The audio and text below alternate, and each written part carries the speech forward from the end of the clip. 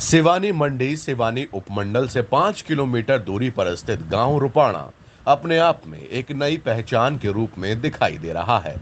गांव रुपाणा, जो कि मात्र 5 किलोमीटर दूर होने के बाद भी इस गांव के लोग मोबाइल नेटवर्क से बड़े ही वंचित हैं। गांव के अंदर लोग शिक्षा, अर्थव्यवस्था एवं देश प्रदेश की खबरों से भी अनभिज्ञ रहते हैं और यहां पर अपनी छत पर खड़े होकर अपने रिश्तेदारों से बातचीत करने को बेताब रहते हैं।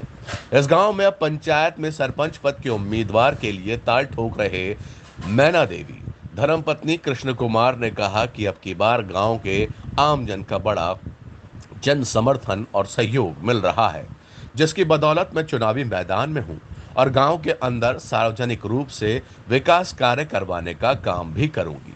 मैना देवी ने कहा कि गांव के मुख्य सड़क, फिरनी, गंदे नाले की सफाई, सड़कों का निर्माण करवाना, गांव में मोबाइल नेटवर्क का स्थायी समाधान करवाना, गांव के अंदर स्थायी रूप से कॉमन सर्विस सेंटर की स्थापना करवाकर गांव के लोगों की सेवा करने का काम करूंगी।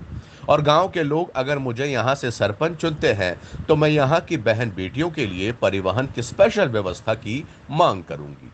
उन्होंने कहा कि गांव में जो युवाओं के लिए खेल स्टेडियम की समस्या है, उसका भी निदान करने का प्रयास करूंगी। मैना देवी के पति कृष्ण कुमार ने कहा कि मुझे गांव में पूरा जन समर्थन मिल रहा है और इस गांव के लोग द्वारा जो मुझे इतना सहयोग और मान सम्मान मिला है, इसके लिए मैं गांव के लोगों का आभार व्यक्त करता हूं और मुझे पूरा विश्वास है कि गांव के लोग मुझे जरूर मतदान करेंगे।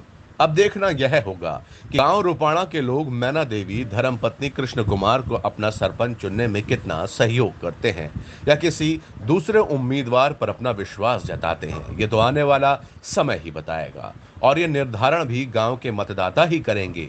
सिवानी मंडी से कैमरामैन अजीत कुमार के साथ मनोज जांगड़ा की रिपोर्ट। सब मैं चांदीराम ओला गांव रुपाणा से बोल रहा हूँ। हमारे गांव में सब सरकार आली, अब सरकार वैसी तो अच्छी, लेकिन विकास का काम नहीं हो रहा। ये स्कूल है +2 का, इसके आगे एक गड्ढा है, बहुत गंदा कर रखा है। ये कांग्रेस सरकार, यहाँ पर बच्चों को गंदगी हो रही है। बताओ, स्कूल +2 का गंदी, मेन रोड है, स्कूल के पीछे सड़क है, वहाँ भी गंदगी।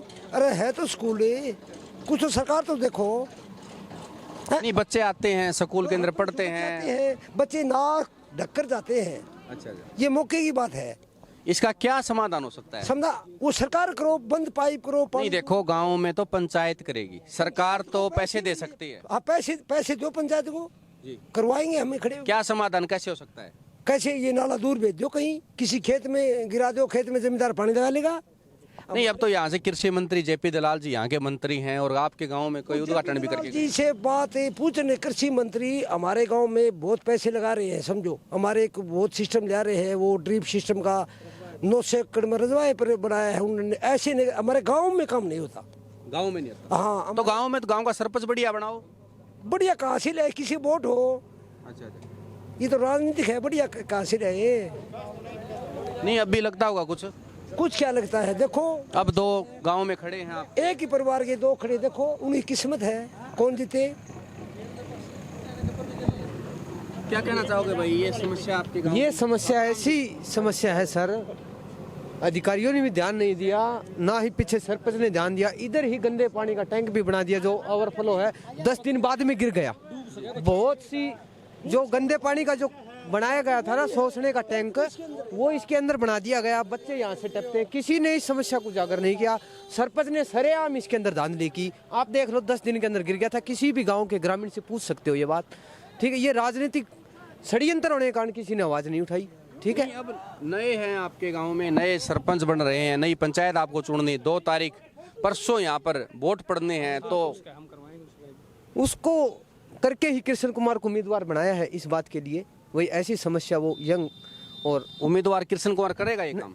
कृष्ण कुमार से पूरी आशंका है करने का, गांव का मन भी है उसकी तरफ पूरा, इसीलिए उसको चुन के पंचायत ने मेंबर खड़ा किया है। हमारे साथ गांव रुपाणा के ही साधु राम जी मौजूद हैं, जो कि मजदूर नेता के रूप में बड़ी पहचान भी रखते हैं। साधु राम जी, क्या कहना चाहोगे आप? क्या समस्या, क्या समस्या ये है, जैसे कि इसको गंदे नाले को, जैसे कि जेपी दलाल ने हमारे वहाँ एक वो बना दिया सिस्टम। हम गांव का जो निकास का गंदा पानी का निकास है, वो उसमें जोड़ा जाए और जमींदारों को इस पानी का फायदा मिले। नहीं साधु राम जी, रेंज कौन ही था रहा है? रेंज की प्रॉब्लम है। जब पिदलाल को भी कई बार कहा हुई हमारी टावर की और की दिक्कत है। तो पंचायत ने कोई फैसला पंचायत इसमें क्या करेगी सर, ये तो बताओ, पंचायत क्या करेगी? नहीं, पंचायत ने कितनी बार इसकी शिकायत? पंचायत ने उठा दी, कई बार उठाई है। हमारे पीछे पवन सरपंच ने है, उसने कई बार उठाई है। इसमें पंचायत क्या करेगी? जेपी दलाल है, सरकार ने इस आवाज़ तो सरकार नहीं उठानी चाहिए ना। पवन घर से पैसे नहीं देगा, लेकिन सरकार कुछ करने के लिए होगी तो पवन भी कुछ करेगा, या मैं भी कुछ हो जाए, मैं भी क्या कुछ समस्याएं मेन मानते हो गांव की? मेन समस्या हर चीज़ की है। ये गंदा नाला है, इसका सिस्टम है। हमारे यहाँ से जेपी दलाल वो सिस्टम बना रहे हैं गंदे नाले का, इसका पानी का निकास कैसे भी करे सरकार।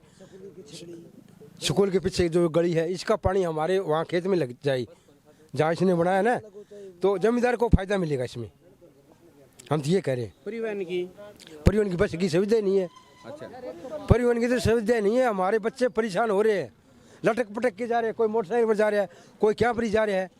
तो आप अब मतदान करेंगे, किस लिए मतदान करेंगे? क्या इन समस्याओं के लिए मतदान करेंगे? हमें कोई बढ़िया कोई समझदार व्यक्ति होगा उसके लिए मतदान करेंगे।